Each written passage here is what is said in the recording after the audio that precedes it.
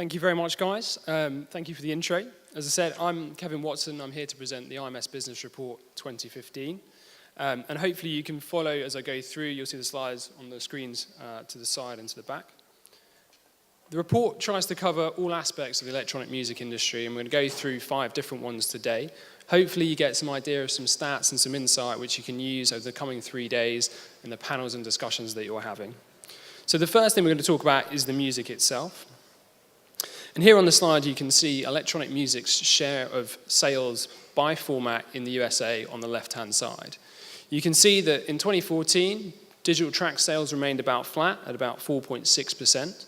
That still remains a record since basically people started measuring it. Album sales, slightly different story. We're down slightly year on year, and we don't know whether that's an ongoing trend or just a blip.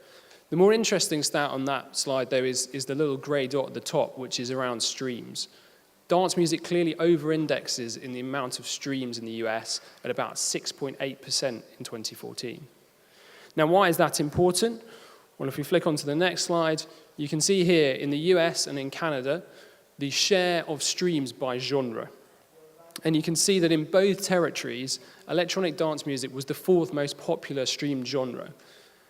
In both countries, that means it was above a more mainstream genre, typically like country music. Why is this important? Well, we all know that streaming is the most growing segment or format of the music industry in total. So it was up about 55% across all genres last year. That compared to albums and track sales being down year on year.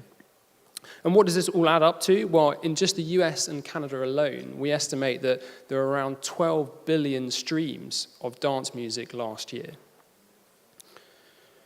What does this mean in terms of online? Well, Google have done a study using their YouTube platform to understand what is the reach and who is viewing videos about electronic music.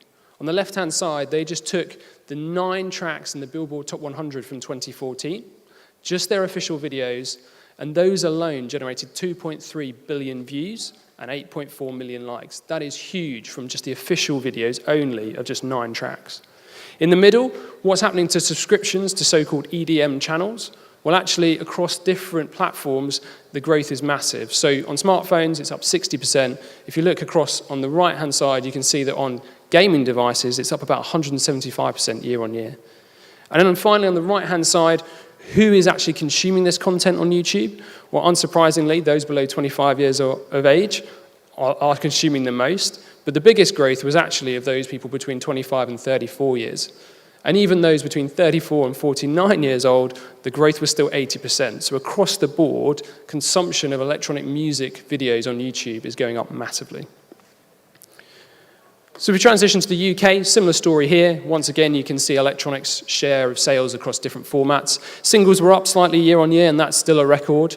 Albums down slightly, as were compilations. But in terms of the most sold tracks of the year, actually 27 of the 100 most sold tracks were electronic music tracks. And that included the 1st and 3rd most popular tracks on Spotify in the UK. And now onto a subject which you're going to hear more about as we go through the week, but South Africa, what's happening there? Well, we've looked at the Airplay Top 100 and looked at the tracks there that were either domestically produced or international. And from the domestic scene is incredibly strong. So around 44% of the domestic tracks in the top 100 in the Airplay chart were thought to be dance and electronic. And obviously there's a number of great acts coming out of South Africa, one of which you've heard of and one of which you'll see later on, which is Black Coffee. He's now got over 1 million Facebook fans and is doing incredibly well. So what does it mean for one of our biggest platforms? Well, Beatport have kindly shared some exclusive stats with us around the growth in tracks available for download and registered users. So this is an index from 2008 right up to 2014, and you can see the growth has been massive. So tracks available to download on Beatport are now 10 times the amount they were in 2008. That means every year they go up about 50%. And as for registered users, well, the user base now in 2014 was 4.5 times the size when we started out in 2008. So that's huge growth. So now on to the next subject, which is around DJs and live acts. And we all know Forbes' list is always controversial, but I think it highlights a couple of interesting points this year. Left-hand side is the top 13 DJs supposedly by their earnings. Calvin Harris at the top there was $66 million. But however, the more interesting stat is on the right-hand side. So year on year, they produced this chart, and you can see that when we looked at it last year, between 2012 and 2013, the earnings had almost doubled of the top 9 DJs. However, if you look at this year, actually, that's only gone up 12%, and most of that is because of Calvin Harris, i.e. the number 1 DJ. If you take the number 1 DJ out of it, actually, earnings have only gone up around 4%, which is obviously a much more manageable number. Whether we believe that or not, I'll leave it to you. So what about social media and its influence on popularity and on earnings? What we've done here is we've taken topdjs.com ranking in terms of social media reach on the left-hand side. We then compared that against the DJ Magazine Top 100 list, Facebook fan base, Twitter followers, and SoundCloud followers. And there's some interesting differences as you work your way down the list. So at the top there, you can see that both Skrillex and Calvin Harris have over 5 million followers on SoundCloud. SoundCloud is undoubtedly becoming a much, much more important platform for DJs and live acts to reach their audience. Further down, you can still see deadmau5, 3 million Twitter followers, and obviously very popular on the platform. Further down the list as we go down, there's a couple of interesting differences. So Hardwell, for example, voted number 1 DJ in the world, but is actually number 9 from a social media perspective. Even further down the list is Dobbs, which was number 20 he achieved in the DJ Mag Top 100.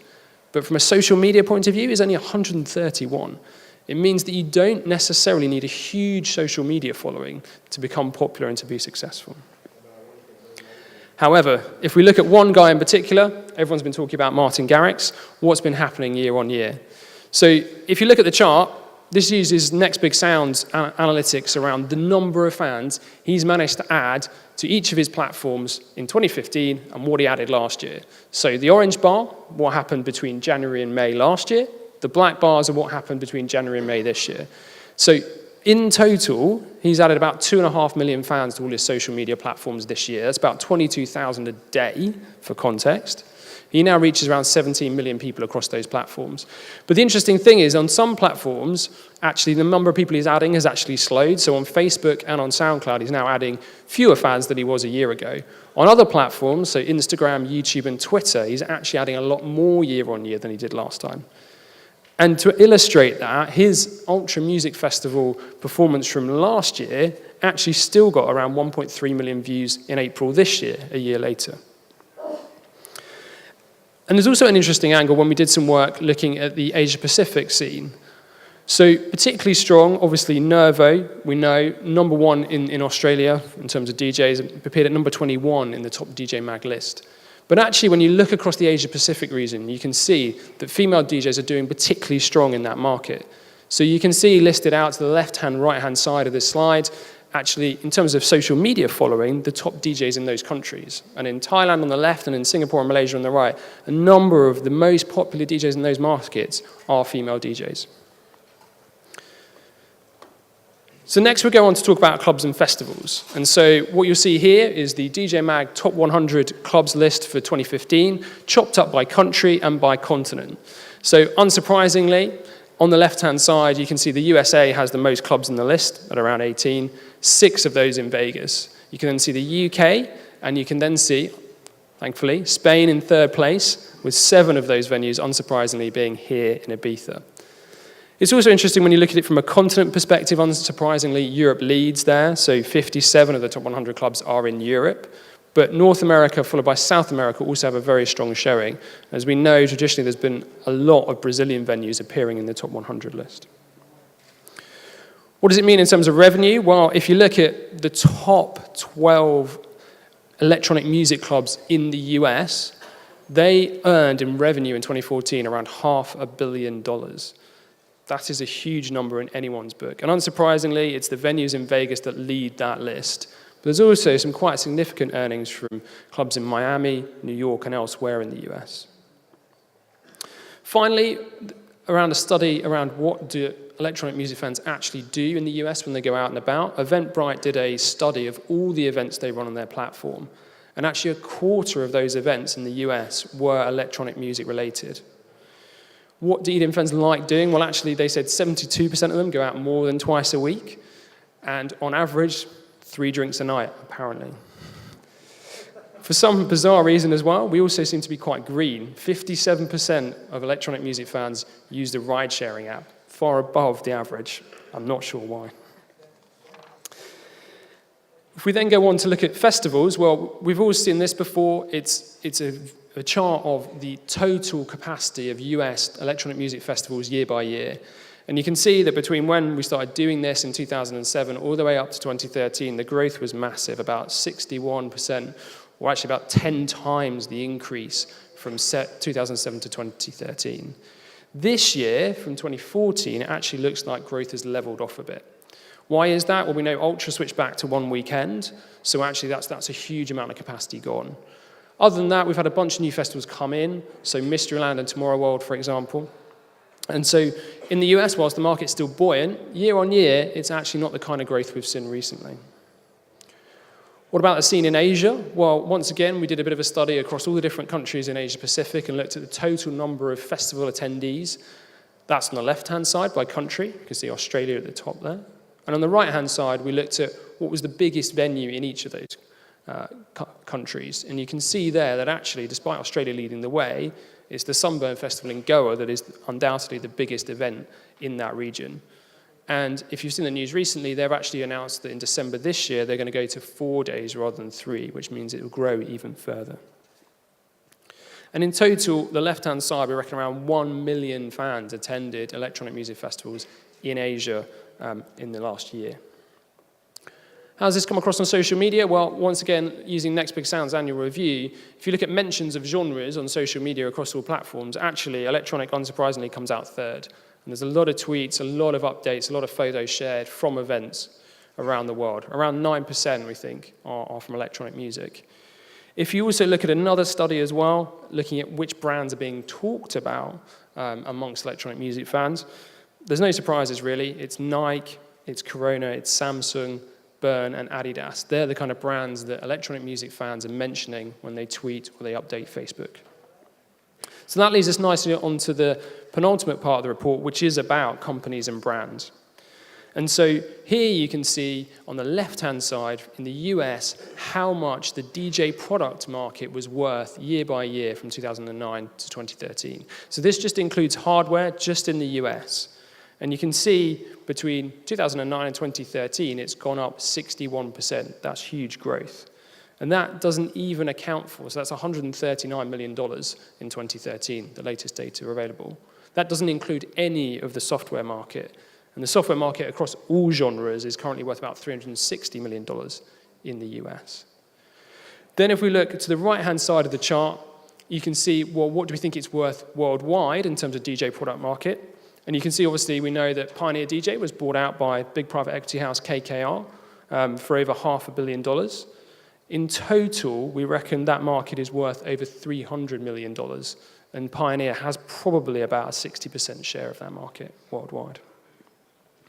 So now, finally, onto the biggest companies in the industry, and obviously SFX have continued their drive into the festival market in particular. The graph here shows the number of festivals they put on each quarter from 2014, and they're planned into 2015. You can see it varies quite a lot by quarter, but overall, it's up year on year. And in terms of a like-for-like basis, so excluding the new festivals they bought, both revenue and attendance is up about 1.2% year on year. And in total, across all the events and festivals they hope to put on in 2015, they reckon they'll reach around 6 million fans by doing that. But they're not the only player, as we know. So in just March of this year, Live Nation and AEG have both made further moves into the market. Live Nation, they acquired a Swedish production house in terms of giving them access to a number of festivals and events in Scandinavia. They also signed a 26-festival deal with Smirnoff for sponsorship across a number of their brands. And obviously, Hard Events continues its incredible explosion of growth, and they've just announced the Go Hard tour across a number of US cities. Not to be forgotten, AEG are also getting in on the act. So on the right-hand side, you can see that their first foray into electronic music was organized in the Cross Festival a short while ago in San Diego, around 15,000 people attended. And obviously, our very own Pete Tong had his own stage there. And undoubtedly, they'll look to build on that as the years go on. Obviously, it's not just those companies that are getting involved in the industry. I couldn't help but show some amusing pictures of various DJs supporting their favorite brands. We've got Nervo backing the Tag campaign. We've got David Guetta using Mum Champagne in his video. We've got Avicii sitting nicely on a Volvo. And we've got Calvin in his Armanis, should you want to see that. And if you want to think, well, has electronic music really entered the mainstream this year? Well, there's a few ways you can probably see whether that's true. We've got a TV show. Mr. Cal finally announced his Ultimate DJ will happen. We've got a movie, Zac Efron there, filming for We Are Your Friends. We've had a biography, admittedly unofficial, on the $100 million DJ, Calvin Harris. And finally, we've even got a museum in Frankfurt, hopefully opening in a couple of years' time. So if you add all those things up and you look at the growth year on year, what is the big number? What do we think this industry is worth year by year? So we've done it for the last 3 years, and this year's no different. We've looked at all the stats, we've looked at what's happening across the industry, and we put it all together. So the final slide, on the left-hand side, shows what we've estimated this industry to be worth year on year. And we think this year, the growth is not as high as last year, but is still significant. We reckon it's up 12% year on year. And we reckon this industry, in terms of just an annual basis, is worth around $6.9 billion US dollars. The growth continues. You can see festival and clubs represent the biggest portion of that.